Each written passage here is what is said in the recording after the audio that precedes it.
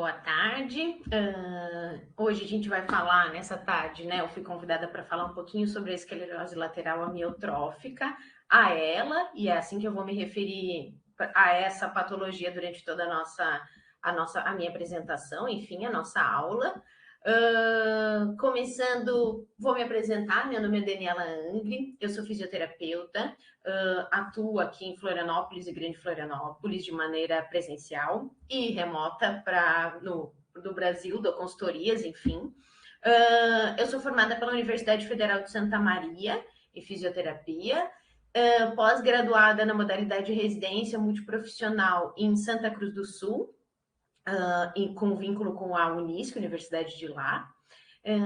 Atualmente, eu sou presidente voluntária da Arelo SC, que é a Associação Regional de Esclerose Lateral Amiotrófica. Então, a gente presta atendimentos para toda Santa Catarina, de forma voluntária, né? Enfim, para pacientes, familiares, profissionais, todo mundo que de alguma maneira tem algum vínculo com a ela ou que tem alguma dúvida, enfim, a gente presta esse serviço. E atuo também como fisioterapeuta aqui, e a minha maior área de experiência são os pacientes com esclerose lateral amiotrófica. Hoje é um dia muito especial para a gente, e esse é um dos porquês do convite, né? Hoje, no dia 21/6, a gente comemora o Dia Mundial de Conscientização e o Dia Nacional de Luta contra a Esclerose Lateral Amiotrófica. E hoje de manhã também teve uma sessão no Senado, uma sessão especial no Senado, onde todas as associações do Brasil se uniram, todas as associações que prestam algum atendimento a esses pacientes se uniram e foram a essa sessão especial para lutar pelo direito dos pacientes com esclerose lateral amiotrófica, né? Então foi um passo bem importante para o reconhecimento, para a conscientização sobre essa doença, e a gente espera daí políticas públicas adequadas, enfim, que venham alguns encaminhamentos importantes para os nossos pacientes. Então, eu vou falar um pouquinho na nossa tarde de hoje sobre uma visão geral sobre a esclerose lateral amiotrófica, a epidemiologia, etiologia e fisiopatologia da doença, os sintomas e sinais clínicos, o diagnóstico, como o diagnóstico é feito, o tratamento, que tratamentos que a gente tem disponíveis hoje e como eles devem ser feitos, e o tratamento com a equipe multidisciplinar e os cuidados de suporte. Começo com um histórico, então. A esclerose lateral amiotrófica, apesar de ser uma doença rara e muitas vezes as pessoas não terem nem ouvido falar sobre ela, ela é uma doença muito antiga. Então, em 1859, 1870, já tinham sido adicionadas à literatura algumas definições de atrofia muscular. Um ano importante para a gente é em 1874, quando Jean-Martin Charcot, ele publica uma série histórica de palestras com 20 casos e 5 autópsias sobre a esclerose lateral amiotrófica, e aí vem o nome, é ele que dá o nome para essa patologia. Acontece que, ao passar do tempo, os casos foram aumentando, enfim, ou sendo mais diagnosticados, né? E lá em 1970 foi colocado como diagnóstico para ela mesma, antes a gente não tinha publicação sobre isso, a eletroneuromiografia. Então, é uma história que vem decorrendo lá de 1859 até os dias atuais. Existem muitas pesquisas hoje sobre a esclerose lateral amiotrófica em diversos centros de pesquisa do mundo, mas ainda assim é uma patologia que nos chama muita atenção, tem muita coisa a ser pesquisada ainda, tem muitas respostas para a gente buscar ainda. Vou trazer aqui para vocês uma definição de doenças neuromusculares para poder falar sobre a esclerose lateral amiotrófica. Então, quando eu falo em doenças neuromusculares, é qualquer doença que afete o neurônio motor, tanto superior quanto o neurônio motor inferior. E aí a gente tem algumas doenças neuromusculares. Então, a gente tem a esclerose lateral primária, atrofia muscular progressiva, paralisia bulbar progressiva e a forma mais comum de doença neuromuscular, que é a esclerose lateral amiotrófica. Então, por isso, por vezes, vocês vão ver a ela ser chamada de doença neuromuscular, e ela está sim no grupo das doenças neuromusculares. A esclerose lateral amiotrófica, ela é uma doença neurodegenerativa fatal para o sistema, caracterizada por uma degeneração progressiva dos neurônios motores, tanto superiores quanto inferiores. E o que ela causa, né? Ela leva a uma paralisia dos membros, então ela afeta a parte motora dos pacientes, muscular, disfagia, disartria e insuficiência respiratória. Então, eu já vou chegar na explicação de por que ela afeta tantos sistemas assim. Mas, basicamente, para a gente lembrar que ela é neurodegenerativa progressiva. Então, é uma doença que vai progredir com o passar do tempo. O que a gente não consegue caracterizar ainda é se ela vai progredir em meses, em anos, mas que a gente sabe que existe uma progressão, isso sim existe. Epidemiologia, né? Vamos pensar na incidência de casos novos dessa patologia. 1,75 a 3 a cada 100 mil pessoas por ano, podendo chegar de 4 a 8 a cada 100 mil pessoas por ano. A faixa etária que a gente mais vai observar essa patologia é entre os 45 e os 75 anos. Não que não possam ter fora dessa faixa etária, mas é a mais comum. E no Brasil, a incidência dela é de 0,4 a cada 100 mil por ano. Já a prevalência, a gente enxerga entre 10 a 12 por 100 mil na Europa. No Brasil, 0,9 a 1,5 por 100 mil pessoas. Porém, é importante a gente saber que podem ter diferenças geográficas significativas. Então, podem ter regiões ou países em que essa prevalência é maior. E de onde que vem, né? Então, de onde que vem a ela, como é que ela aparece, por que que ela surge? A ela, hoje, o que a gente sabe, o que a ciência sabe, que ela é uma combinação de fator genético, ambiental e também disfunções relacionadas ao envelhecimento. E aí a gente volta lá para a faixa etária dos 45, 75 anos.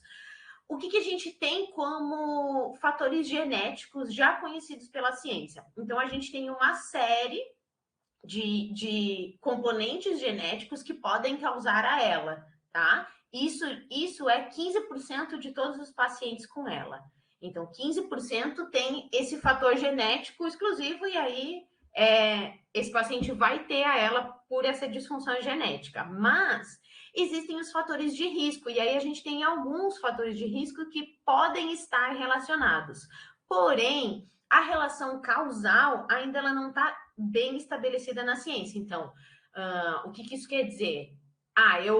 O tabagismo é o primeiro fator de risco. Então, eu fumei, eu vou ter ela. Não, essa relação causal de causa e efeito ainda não é estabelecida.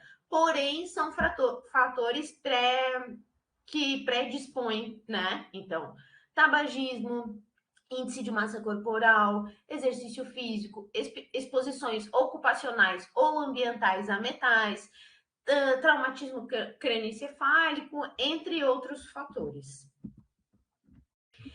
Vou explicar um pouquinho, porque a gente tem dois tipos de ela importantes para a gente saber. Então, existe a ela que é familiar, e aí eu volto lá para os fatores genéticos do outro slide. Então, a gente tem esses nomes aqui, né? Esses fatores são aonde essa doença está, aonde a ela está no sequenciamento genético desses pacientes, então de 30% a 50%, esse primeiro sequenciamento genético, e assim vai caindo.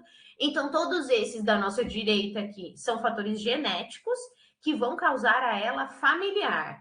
Então, ela é passada num componente genético, que de 5 a 10% dos casos.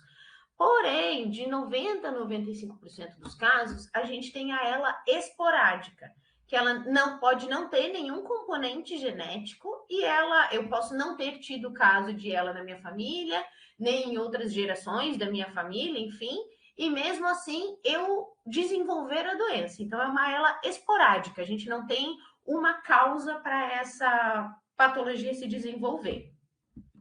Isso são de 90% a 95% dos casos. Então, a maioria dos casos é ela esporádica sem componente genético. E aí, o que ela faz, né? O que essa patologia vai causar no nosso sistema? Enfim, Primeiramente, como eu falei lá, ela é uma doença neuromuscular, né? Progressiva e degenerativa. Então, ela causa uma degeneração e uma perda de conexão da junção neuromuscular. Se vocês puderem ver aqui nessa figura que eu trago, então a gente tem as células nervosas que fazem a conexão com o músculo, então neuromuscular.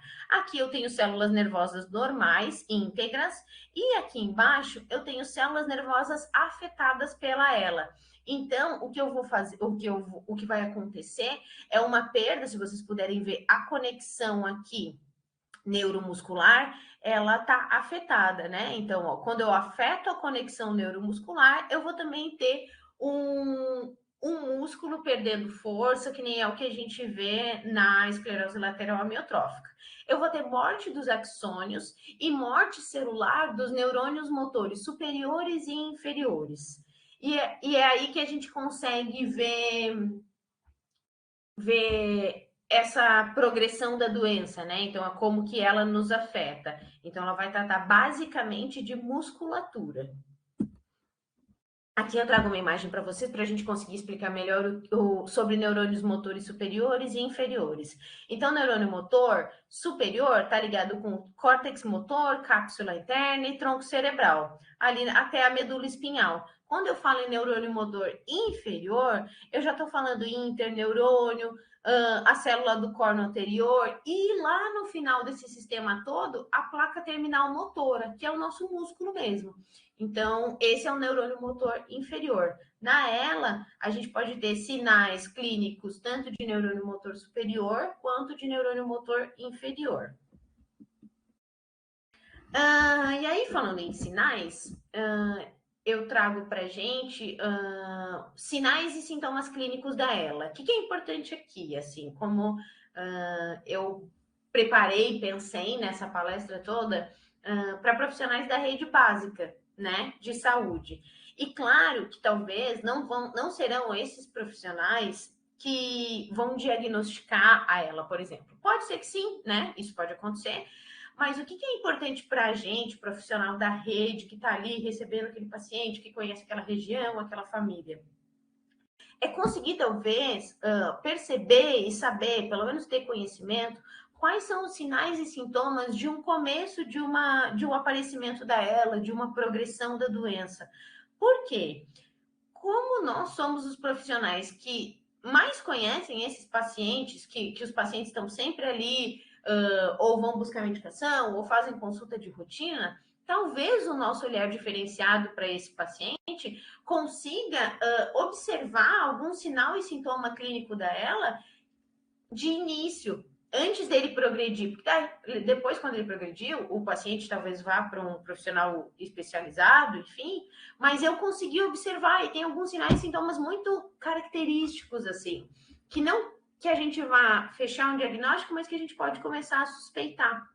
Então, o que a gente vai perceber de global na ELA, né? O paciente vai ter uma fraqueza muscular progressiva, atrofia muscular e fasciculações. E aí, aqui, para explicar o que são as fasciculações, são aquelas contrações involuntárias que o músculo faz. Então, eu estou parada aqui, e aí a musculatura do meu bíceps, quando eu olho para ela, eu não estou mexendo, ela está fasciculando, ela está contraindo. Então, eu consigo observar isso.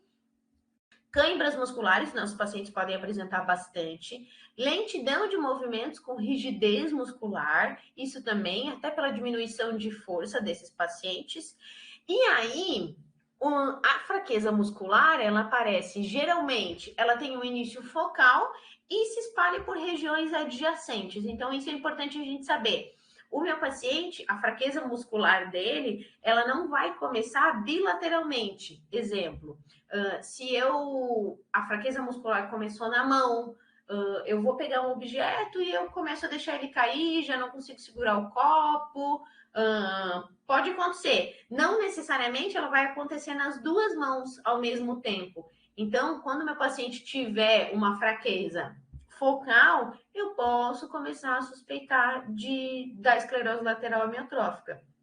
A mesma coisa, o paciente está com uma diminuição de força na perna, cai alguns tombos, já tem relato de queda, não consegue se levantar da cadeira, tem um pé que tá mais para baixo, assim, um pé mais caído, eu não consigo mais levantar a pontinha do pé. Isso também é um indicativo bem importante, assim. Então, são pequenos sintomas e sinais clínicos que a gente consegue ir deixando aqui na cabeça, né? Então, eu já sei que a ela tem essa fraqueza muscular progressiva, que ela não é bilateral, então aqui ela é focal, começou no dedo, começou no dedo do pé, começou com o pé que não consegue levantar, então esses sinais e sintomas a gente consegue estar atento. Ela ainda, então, entre esporádica e familiar, a gente consegue subdividir a ela, né? Que é, a gente vai subdividir por apresentação. Então, a ela espinhal, ela começa com uma fraqueza assimétrica dos membros. Então, na ela espinhal, eu vou ter primeiro o acometimento de membros, ou braços, ou pernas, mas assimétrico. Então, ou um braço, ou o outro, ou uma perna, ou a outra. A gente observa achados de lesão de neurônio motor superior e neurônio motor inferior. Importante, coisas importantes. Em membros superiores, a gente vai ter uma afecção principalmente em músculos tenares, que é a síndrome da mão dividida. E aí é uma coisa bem importante, assim, é uma coisa que a gente até fala muito dentro da associação, que é olhem para as mãos dos seus pacientes, né? Então, quando aqui na figura mostra muito bem. Como eu tenho uma afecção dos músculos tenares, essa região aqui, esse mais gordinho aqui da mão, e essa região aqui, que é mais funda, eu vou ter uma perda dessa musculatura aqui. Então, como vocês podem ver ali na foto, ó, tá vendo? É uma paciente que tem uma perda dessa musculatura. Se vocês tocarem na mão de vocês, a de vocês é mais gordinha assim, né? Mais fofinha, bem musculosa, e esses pacientes têm esse sinal bem característico. E nos membros inferiores, eu vou ter uma afecção do músculo tibial anterior, que é o músculo que faz a dorsiflexão, que é puxar a pontinha do pé para cima. Então, eu também posso começar a desconfiar. Isso na ela espinhal. Na ela bulbar, que acomete cerca de 20% dos pacientes, eles vão iniciar com problemas bulbares, sintomas bulbares. A ela bulbar, ela acomete a musculatura cervical e de inervação bulbar. E o que ela vai me trazer? Então, basicamente, é essa região aqui do pescoço. É onde eu vou conseguir olhar para o meu paciente e ele tá com a força dos membros íntegros, mão, perna, caminha, porém, ele tá com algum comprometimento na região de inervação bulbar. O que isso vai me causar? Dificuldade de fala, dificuldade de deglutição, flacidez nessa musculatura, eu não consigo fechar bem a boca, ela fica mais aberta, espasticidade da língua, bem como fasciculações da língua. Então, aquela mesma fasciculação que a gente consegue ver no músculo, eu consigo ver em alguns pacientes quando ele coloca a língua para fora, que nem essa paciente aqui que também tem uma atrofia de língua. Infelizmente, ela está relacionada, a ela bulbar, com um pior prognóstico em relação a ela espinhal, porque ela afeta a musculatura respiratória também. E 1/3 desses pacientes, eles podem apresentar labilidade emocional. E isso, a labilidade emocional, também é um outro sintoma que a gente tem que ficar de olho. O que é a labilidade emocional nesses meus pacientes? Ou eles choram com uma frequência que não é adequada, ou eles entram em crises de riso que também não são adequadas à situação. Então, eu estou no meu paciente numa consulta com ele, conversando, e esse paciente começa a ter crises de riso, e nada daquilo foi engraçado, ou enfim, então é inadequado à situação. Isso também é um efeito pseudobulbar da ela. E a ela respiratória. A ela respiratória, para ela ser ela respiratória, ela tem que iniciar com a musculatura respiratória. o que é bem mais raro. Então, são apenas 3% dos casos que ela vai acometer primariamente o diafragma. E aí, o que eu vou ter de sintomas, né? Eu vou ter falta de ar aos esforços, ou mesmo no repouso, ou mesmo sentada, e precocemente vai evoluir para uma falência respiratória. Esse é um pouco mais difícil de ter o início. Porém, quando a gente fala em ela espinhal, ela bulbar e ela respiratória, são sintomas que os pacientes de ela vão ter. Só que aqui é por onde eles começaram. O que eu quero dizer? O paciente que tem ela espinhal, que começou afetando mais a perna direita, por exemplo, com a evolução da doença, e aí não se sabe em meses, anos, né? Como vai evoluir, mas com a evolução, esse paciente tende a ter comprometimento de região bulbar e tende a ter comprometimento respiratório também. Então, tudo isso vai acometer meu paciente futuramente. Aqui eu trago uma exemplificação importante para a gente sobre acometimentos do neurônio motor superior e do neurônio motor inferior. Então, eu tenho características importantes que eu vou saber se é sinais de acometimento de neurônio motor superior, por exemplo, hiperreflexia, esse paciente tem espasticidade, movimentos mais lentos, ou uma variante comportamental, ele tem uma afasia progressiva, né? Ele pode ter uma demência, ou esse paciente tem sinais de neurônio motor inferior, que tem uma hiporreflexia, então uma fraqueza, uma atrofia muscular e fasciculações. O meu paciente, ele pode apresentar tanto alguns sinais de neurônio motor superior, quanto alguns sinais de neurônio motor inferior. E aí, por isso que é importante, claro, não é a gente que vai fechar esse diagnóstico, mas eu posso olhar mais para esse meu paciente, né? Então, ele tem uma espasticidade no membro, ou ele tem uma fraqueza e o braço já nem levanta. Então, é importante a gente conseguir ter uma ideia geral do que pode acometer. Então, o diagnóstico. E aí a gente vem para uma coisa bem importante, assim, e que infelizmente ainda acontece. O tempo médio do início dos sintomas até o diagnóstico é de aproximadamente 1 ano. Por quê? Porque é um diagnóstico realmente muito difícil de fechar. E até esse paciente, às vezes, chegar num profissional neurologista, ele passou por diversos profissionais, porque pode ter suspeitado de algum problema ortopédico, algum problema de coluna, que aí está fazendo perder a força da perna ou perder a força da mão. Então, tem vários problemas que paciente entre 45 e 75 anos que não tem alguma disfunção na coluna, por exemplo. Então, se suspeita de um pinçamento, se suspeita de diversas outras possibilidades, às vezes antes de se suspeitar da ELA. Então, por isso que talvez esse diagnóstico ainda é muito lento, porque a gente começa a investigar até que se chegue na possibilidade de ser ela, né? Como que eu vou fazer esse diagnóstico, né? Eu não, como o profissional neurologista vai fazer esse diagnóstico? Ele vai avaliar o histórico médico desse paciente, né? Então, quando começou os sintomas, por onde que começou, como esse paciente era. Ele vai fazer um exame físico e ali ele já consegue perceber alguns sinais de neurônio motor superior e neurônio motor inferior. Eletroneuromiografia, lembra lá no início no histórico que eu falei que a eletroneuromiografia foi colocada como um componente diagnóstico para esses pacientes. Então, ele vai fazer eletroneuromiografia de agulha e vai diagnosticar esse paciente conforme 2 critérios, né? E a neuroimagem, que vai fazer um diagnóstico diferencial. Então, o diagnóstico é feito pela eletroneuromiografia.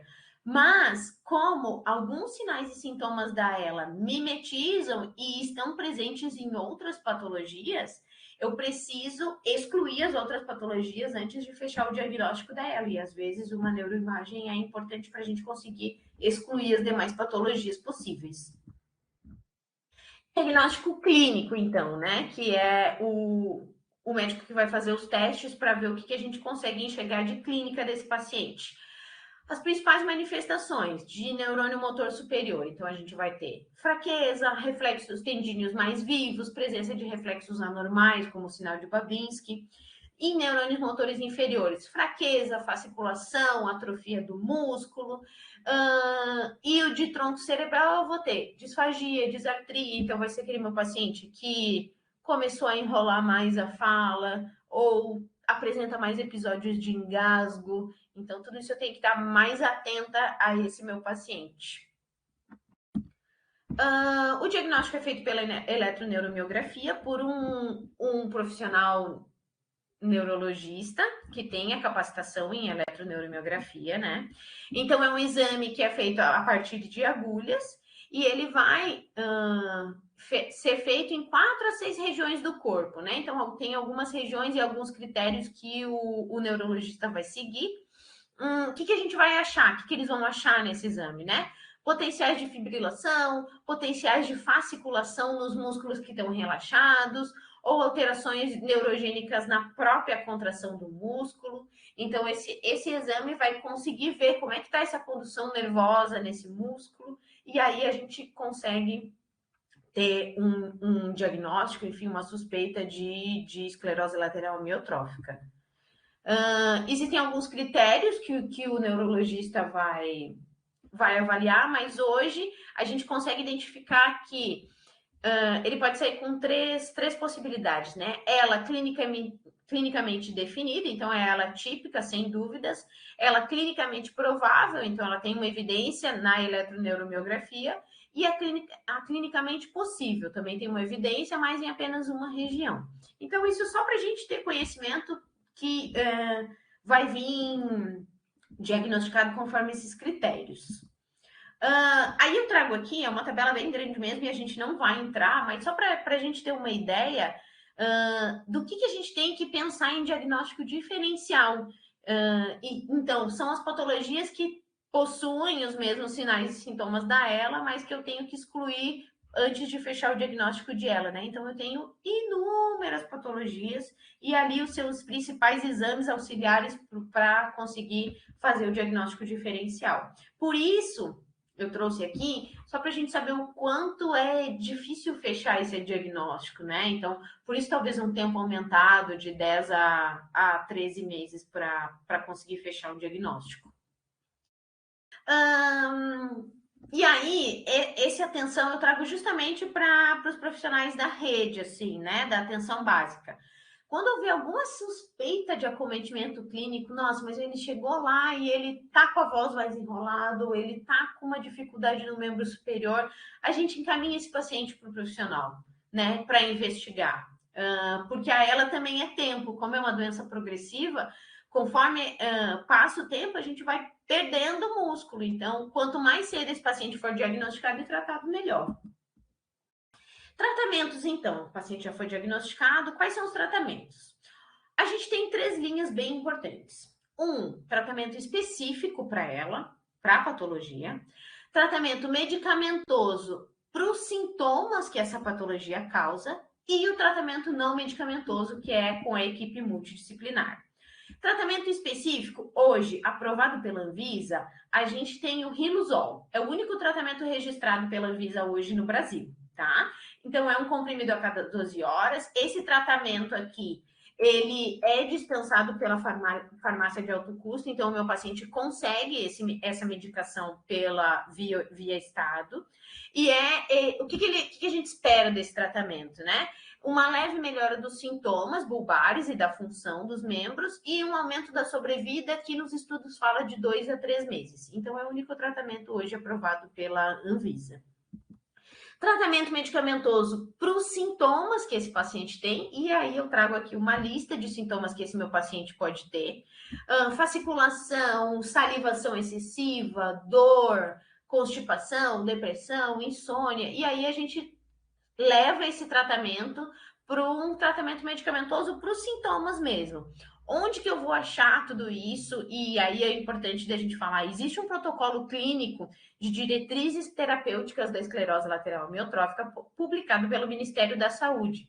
Então lá a gente consegue baixar todo o protocolo clínico e as diretrizes para conseguir. Aí lá tem cada medicação para cada sintoma que esse paciente pode ter. É muito bacana, muito bem feito.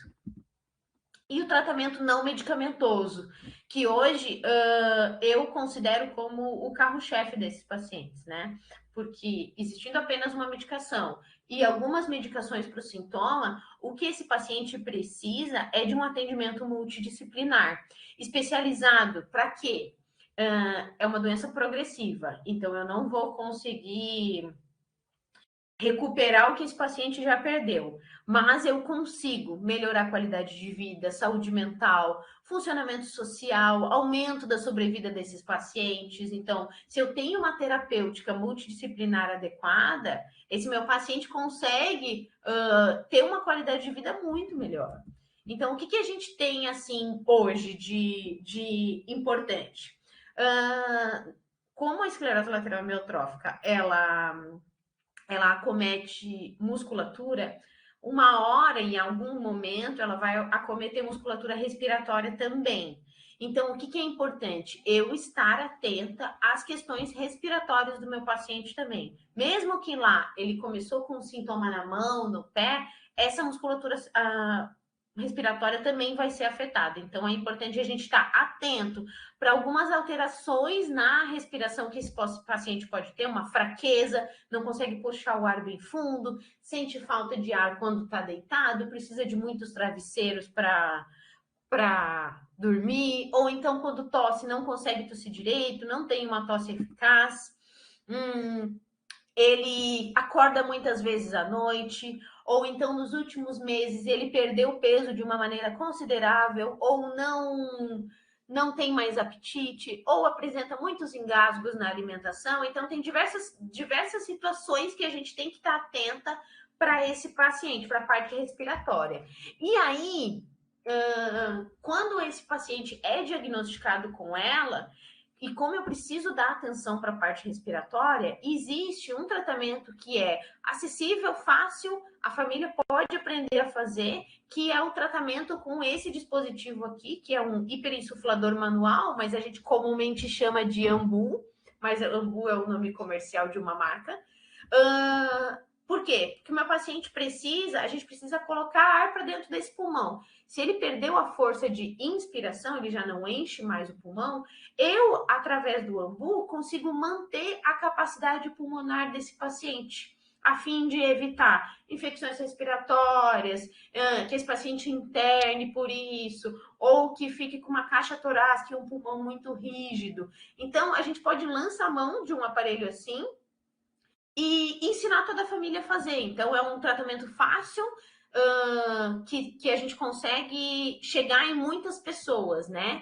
Porém, se é um paciente que já vem apresentando sintomas respiratórios mais importantes, e depois eu vou falar os critérios para isso, a gente tem que lançar mão de uma ventilação não invasiva, que é feita por meio de máscaras, nesse paciente e vai ajudar esse paciente a respirar. Então, se ele não tem condições de ventilar o pulmão direito, a gente tem que lançar a mão dessa terapia, que a gente chama de ventilação não invasiva, ou para quem já ouviu, a gente chama de BiPAP, que é esse tipo de aparelho aqui. Então, meu paciente primeiramente vai usar o BiPAP para dormir, depois ele começa a sentir necessidade de usar em alguns períodos durante o dia, até que ele fique 24 horas, dependente dessa ventilação.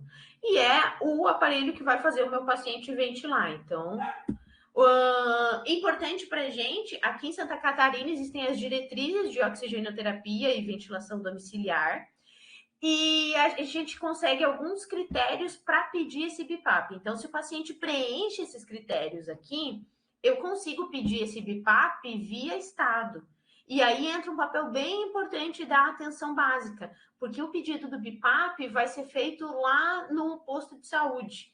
Então, depois eu vou esmiuçar um pouquinho mais como esse pedido deve ser feito. Outra coisa é manter o clearance, a limpeza das vias aéreas superiores, né? Com soro fisiológico mesmo. Soro fisiológico, uma seringa, a gente consegue fazer inalação com soro fisiológico ou lavagem nasal com soro fisiológico, e isso auxilia muito na depuração dessa secreção, visto que meu paciente não tem força para tirar essa secreção sozinho.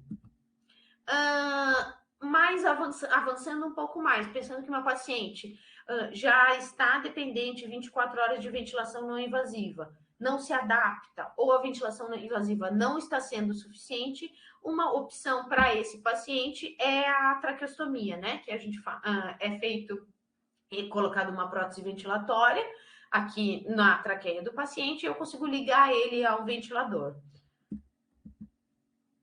Uma coisa bem importante que a gente precisa saber, e a gente sempre fala muito sobre isso, é o meu paciente, ele não tem problema de oxigenação, ele tem problema de ventilação. Então, o pulmão dele é íntegro. Ele só não consegue colocar o ar para dentro do pulmão porque ele não tem força. Então, se esse meu paciente chega mal em alguma emergência, ele não precisa de oxigênio, ele precisa que ventilem o paciente dele por meio de uma ventilação não invasiva. Pensando na nossa equipe multi, então eu falo agora um pouquinho do suporte nutricional para esse paciente. O paciente com ela vai apresentar alterações nutricionais por uma deficiência de ingestão alimentar conforme for progredindo a doença. Por quê? Porque esse paciente não vai estar respirando legal, esse paciente perdeu a força de musculatura, então não consegue deglutir direito. Diversas coisas podem acontecer para gerar essa alteração nutricional, mas ela ocorre. Então, a parte nutricional é uma parte que a gente tem que dar muita atenção a esses pacientes. Eles precisam de um suporte nutricional. Uma alteração de dieta, de consistência de dieta, enfim, mas ele precisa disso. Por quê?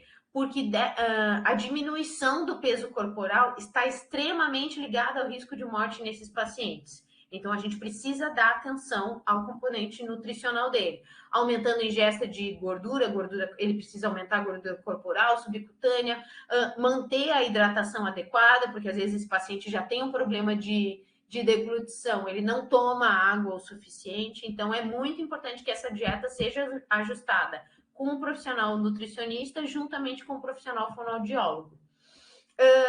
Pensando mais à frente, se esse paciente não tem condições de se alimentar via oral, ele já não consegue, tem engasgos, é perigoso, esse paciente pode ser um candidato a fazer uma gastrostomia, que é essa incisão aqui. Então, ele vai receber a alimentação, a medicação, a hidratação por aqui, quando esse paciente não tem condições de engolir mais. Então, o que é importante? Uma avaliação nutricional e do fonoaudiólogo para a gente conseguir identificar a hora certa de fazer essa gastrostomia, para não passar muito do tempo, e isso é muito importante. Por quê? Porque esse paciente, se ele perde muito peso, o risco de morte aumenta muito. Então, se o profissional nutricionista, o profissional fonoaudiólogo começa a perceber que esse paciente não está conseguindo se alimentar adequadamente, o suporte nutricional via gastrostomia tem que ser indicado. E tem que ser indicado na hora certa também, porque se esse paciente tiver com uma função respiratória muito diminuída, o procedimento de fazer a gastrostomia se torna perigoso. Então, por isso a importância da equipe multi. Esses profissionais têm que estar sempre se conversando para saber a hora exata de fornecer os equipamentos e os componentes exatos para esse paciente.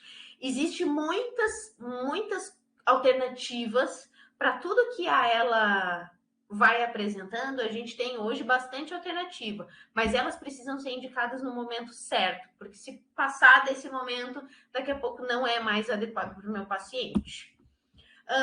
Tratamento também de suporte, mobilidade e acessibilidade, pensando que esse paciente vai começar com uma diminuição de força, ele também tem uma disfunção motora, né?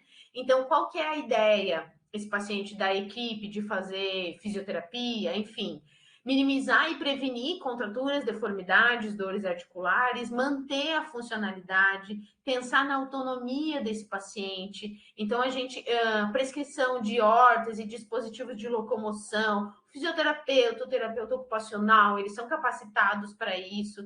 Então, hoje, A cadeira de rodas, por exemplo, ela está na tabela de procedimentos, medicamentos, órteses, próteses e materiais especiais. Então, esse paciente tem direito à cadeira de roda.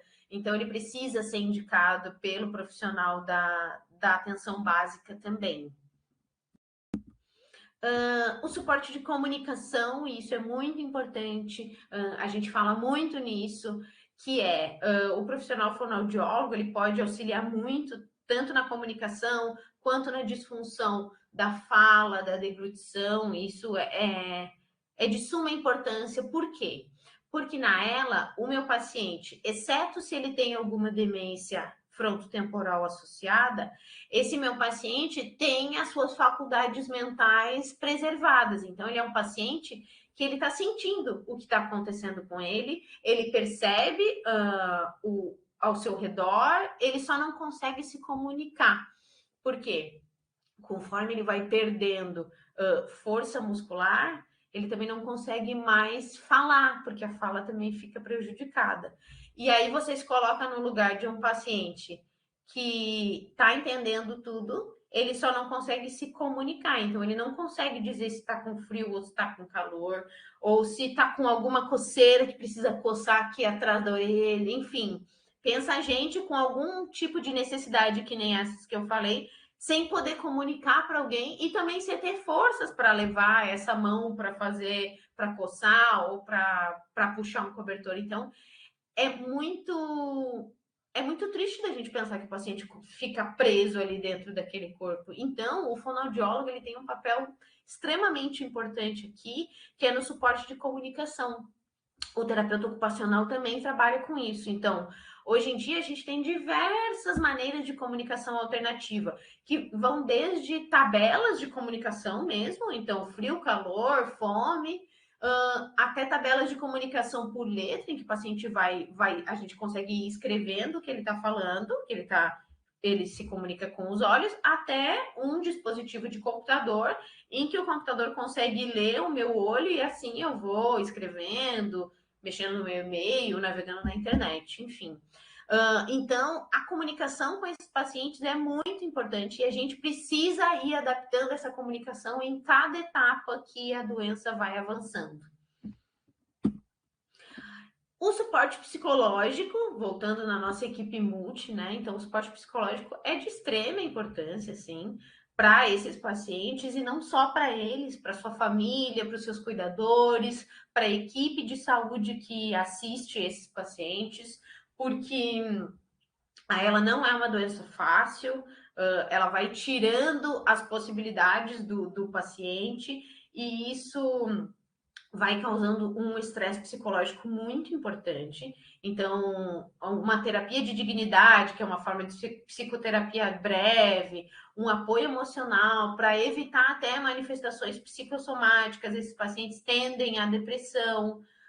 Então, é muito importante que esse paciente tenha o suporte psicológico, que a família, que os cuidadores tenham essa assistência. E aí a gente volta o nosso olhar para uma equipe multiprofissional. O atendimento domiciliar, o que acontece? Conforme a doença vai progredindo, esse paciente que antes conseguia ir até um posto ou ir até um local especializado para fazer a fisioterapia, para fazer a fono, para ir no psicólogo, TO, nutricionista, toda a equipe multiprofissional, que ele conseguia fazer essas transferências para fazer o atendimento, conforme a doença vai progredindo, esse paciente não consegue mais se locomover até um local para fazer essa terapia. Então, a importância do tratamento vir ao domicílio do paciente não tem palavras assim para descrever o que é, porque pensa, se esse paciente fazia todas as terapias, conseguia ir, e a partir do momento em que ele fica acamado ou fica mais em uma cadeira de rodas, enfim, ele não pode pausar as terapias que ele está fazendo. Isso foi até uma das questões que foram abordadas hoje lá na sessão especial do Senado, que é esses pacientes têm que ter direito a atendimento domiciliar, né? Hoje a gente tem algumas políticas públicas de saúde, né? Atenção primária à saúde, o programa Melhor em Casa, mas a gente sabe que essas políticas ainda precisam ser remodeladas, ampliadas, porque o paciente que tem o atendimento domiciliar, e isso a gente consegue ver claramente, é um paciente que interna muito menos, porque ele tem ele tem um cuidado melhor, então ele não faz tanta infecção respiratória, infecção urinária.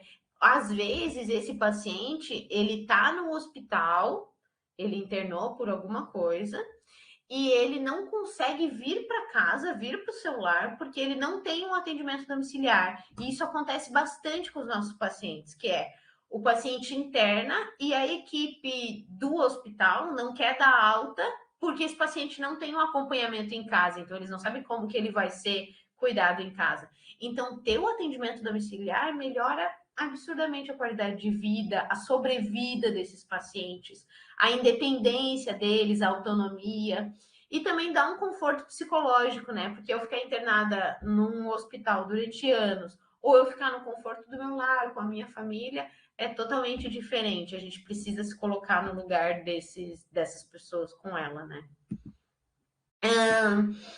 Pensando em tudo isso, que existe uma parte técnica e muito importante, assim, muito ampla, o que eu acho que a gente tem que pensar é ela é uma doença muito singular. Então, ela tem especificidades que são só dessa doença.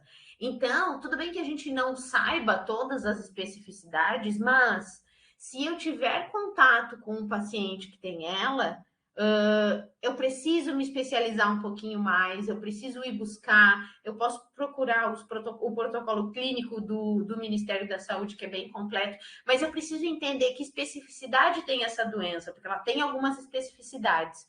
E lembrar dos princípios básicos de cuidado, que aí é para qualquer paciente. Eu acho que se a gente olhar para os princípios básicos, a gente vai conseguir atender muito bem os nossos pacientes, que é manter meu paciente bem informado, assim como o profissional de saúde, respeitar a autonomia desse paciente, então ele é um paciente que deve fazer as suas escolhas, né? Disponibilizar uma equipe multidisciplinar para esse paciente. Atenção ao tempo apropriado das decisões especiais, lembra? Eu vou fazer uma gastrostomia, eu vou introduzir um BIPAP, e manutenção da esperança, né? Então, a doença, ela é uma doença progressiva, mas a gente não pode perder a esperança e não dar esperança para o nosso paciente, né? Existe uma frase bem legal da fundadora da Associação da Arela daqui, ela fala que há vida com ela, e a gente não pode desistir por causa dela, então não é por causa da patologia que eu vou desistir da minha vida, né? E aí eu trago uma frase que eu gosto muito e eu sempre uso bastante, que é: conheça todas as teorias, domine todas as técnicas, mas ao tocar uma alma humana, seja apenas outra alma humana. Do Jung. Eu sei que é muito difícil, assim, às vezes, quando a gente pega um paciente que tem uma doença progressiva, para a gente, profissional de saúde, muito focado, às vezes, em salvar esse paciente ou curar esse paciente. Pegar uma doença incurável é um desafio para o profissional de saúde, né? Porque eu não vou conseguir curar ele, mas existe toda uma outra parte humana que é: esse paciente é um paciente, ele é um ser humano, ele tem uma família, ele tinha seus objetivos de vida, ele vai ter que remodular os objetivos de vida. Então, eu acho que é muito importante a gente olhar por esse lado, assim, para esse paciente. E aí eu trago uma pessoa famosa, assim, que talvez seja a pessoa mais famosa com ela, que já foi conhecida, que foi o Steve Hawking. Ele falava que vivia na perspectiva de morte precoce há 49 anos. Que ele não tinha medo de morrer, mas ele também não tinha pressa. Por quê? Porque há 49 anos ele teve diagnóstico, e é isso que vai acontecer com os nossos pacientes. Só que o diagnóstico a gente não sabe quando isso vai acontecer. Então, ele ficou 48 anos, 49 anos, as pessoas falando para ele que ele vai morrer, mas ele não sabia quando ele ia morrer. Então, é por isso que a gente não pode perder a esperança e não deixar de dar esperança para o nosso paciente também. A gente sabe que existe um desfecho que já está descrito, mas do início aqui, do diagnóstico até esse desfecho, existe vida e a gente não pode esquecer disso, né?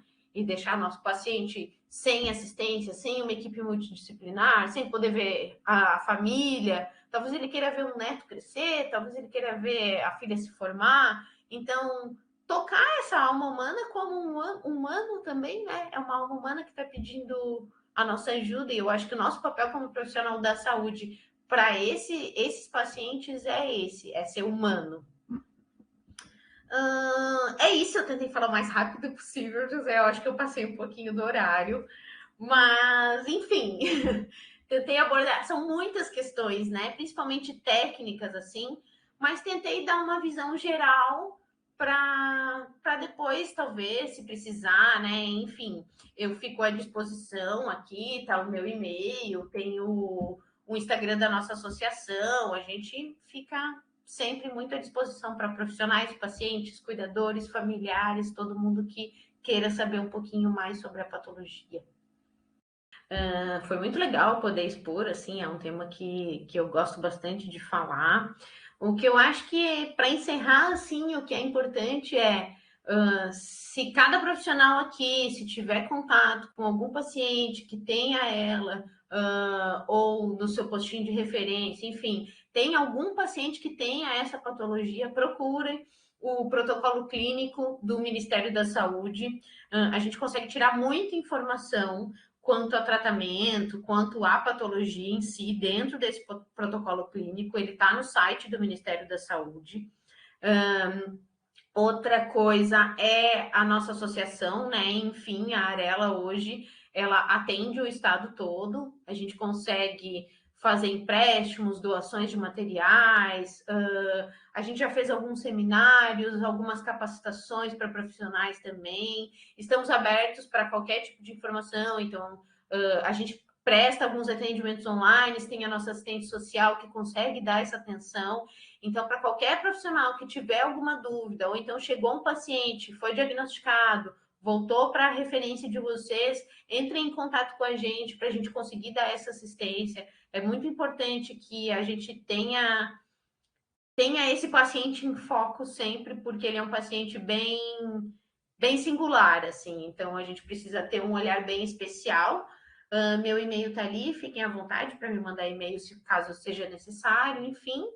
E agradecer, muito obrigada. Vamos, hoje é um dia de luta para a esclerose lateral amiotrófica e a gente segue batalhando.